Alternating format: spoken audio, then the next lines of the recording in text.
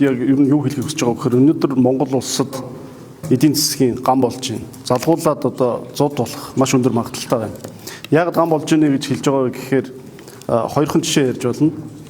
Төсвийн алдагдал 2026 оны 2 дугаар улирлын байдлаар 2.3 их найд төгрөгийн алдагдaltaй гарсан. Энэ хэрэг хэмжээний алдагдал вэ гэвэл 2019-20 оны цар тахлын үеийн ийм хэмжээний алдагдал. Гэтэл Монгол улсад ийм цар тахлын дайны эдийн засгийн том хямрал болж байгаа юу үгүй юу? Гэтэл ягаад төсвийн алдагдал ийм өндөр байна вэ гэдэг дээр одоо эрх баригчдын зүгээс ямар нэг хариулт тайлбар байхгүй байна. За тэгээ энэ их алдагдал ямар үр дагавар үзүүлж байгаа юм бэ гэхээр жирийн үйл ажиллагаагаа явуулж байгаа сургууль цэцэрлэг эмнэлэг гэдэг ч юм уу ийм төсвийн байгууллагуудад тогтвортой үйл ажиллагаагаа явуулах боломжгүй болж байна. Эмнэлгийн байгууллагууд санхүүжилтээ авч чадахгүй байна гэдэг ч юм уу. Гэтэл нөгөө талд нь юу болж байна вэ гэхээр эрх баригчид ямар ч хяналтгүй маш их хэмжээний одоо олон их найд төгрөгийг гарын салаагаар авсгах зардал гаргаж байгаагийн хохирлон бодит эдийн засаг дээр жирийн төсвийн байгууллагууд дээр очиж одоо ингэж тусч байна. Хоёрдугаарт төсөвт буюу төрд тодорхой бараа ажил үйлчлэгээ нийлүүлсэн компаниуд одоо жил дамнаад төлбөрөө авч чадахгүй албан тушаалтны үүд хаалга сахисан авилгах хэл хахуул санал болгосон ийм байдалтай компаниуд маш олон байна.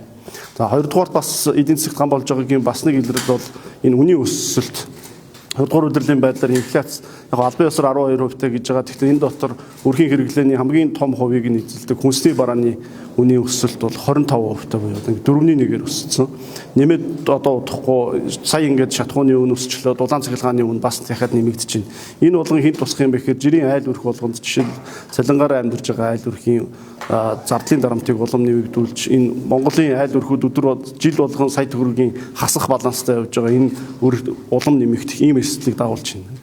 За яагаад нэмээд 100 одоо болох гээд байна вэ гэхлээр өвлжил одоо 100 бодвол олон аймагт одоо хойшлсон гэх юм уу хүндрэлтэй тийм гантай байдалтай 100 болж өнгөрсөн. Ингээ одоо ингээд намрын ажил эхэлж байна. Ургац хураалт, хадлан тэжээл бэлтгэх гэх мэтлэгийн энэ цаг үед шатхууны хомсдол бий болчихж байгаа. Тэгээ энэ шатхууны хомсдол болоод шатхууны үнийн өсөлт бол зөвхөн бараа бүтээгдэхүүний үнийг нийлүүлээд зогсохгүй эдийн засгийн хурдыг сааруулж байгаа. Үйл ажиллагаа явуулах боломжийг сааруулж байгаа. Алдагдсан боломжуудыг нэмэгдүүлж байгаа.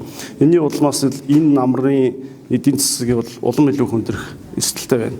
Энэ намар ер нь бол бид нар энэ хавраас хойш анзаарж байгаа хүмүүс ярьж байгаа шүү дээ.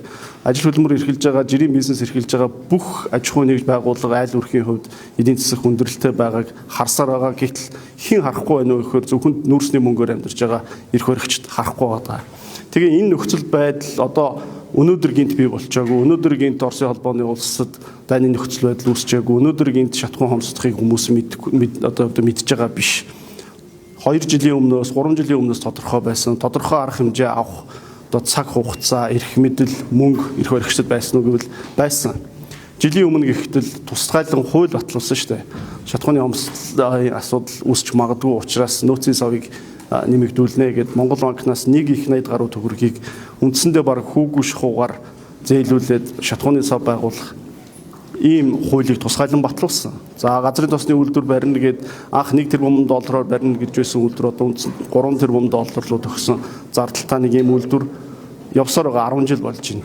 Тэгээ энэ бүх хугацаанд хийгээгүй ажил, хийх ёстой байсан бодлогоо хэрэгжүүлүүгийнхаа одоо горыг эрх баригчид ард түмний нуруунд дээр үрүүлчихэд бодит ажиллаа хийхийн оронд зүгээр янз бүрийн гоё рилс хийж гин, гоё постэр хийж гин, сошиалор хуурмаг сурталчилгаа явуулж гин, нэмээд дахиад энэ эрх мэдлээ хадгалж авч үлдэхийн тулд одоо дараагийн сонгуулийнхаа нөхөйг бэлдэж штэ. Тэхийн тулд юу хийж гэнэ гэхээр одоо ардсан нам ялсан аймагуудын удирдлагуудыг сольж дараагийн сонгуульдаа бэлтгэх ийм л ажлыг хийж гин. Тэгэхээр ийм чадахгүй, алсын хараагүй ийм төр засгийг удаан ажиллуулах нь өөрөө яг үүндээ бол нөгөө тэмээн дээр ямааны ягаар цэгдэх шиг илүү хохирлолтой учраас бас юу шуурхай арга хэмжээ авч ер нь хариуцлага тооцох асуудал яригдах хэрэгтэй байх гэж бодож байна.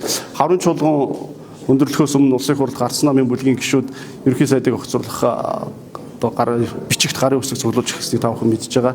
Тэгэхээр одоо бол улсын хурлын гишүүд ихэнх нь амралттай юм уу эсвэл хөдөө гадаа томилолтоор ажиллаж байгаа учраас удахгүй цуглаад бас энэ бичгийнхаа дараагийн шатанда орох ч гэдэг юм уу засгийн газарт хариуцлага тооцох асуудлыг ярих болов гэж би зөв бодож байна. Гэхдээ их хурлын гишүүдийн өмнөөс одоо дор мэдэж ярьж байгаа хэрэг биш. Гэхдээ ер нь нөхцөл байдлыг харахад бол их хурлын гишүүд Арсан намын бүлэг бол бас ийм тодорхой улс төрийн арга хэмжээнд орох байхаа гэж бодож байна.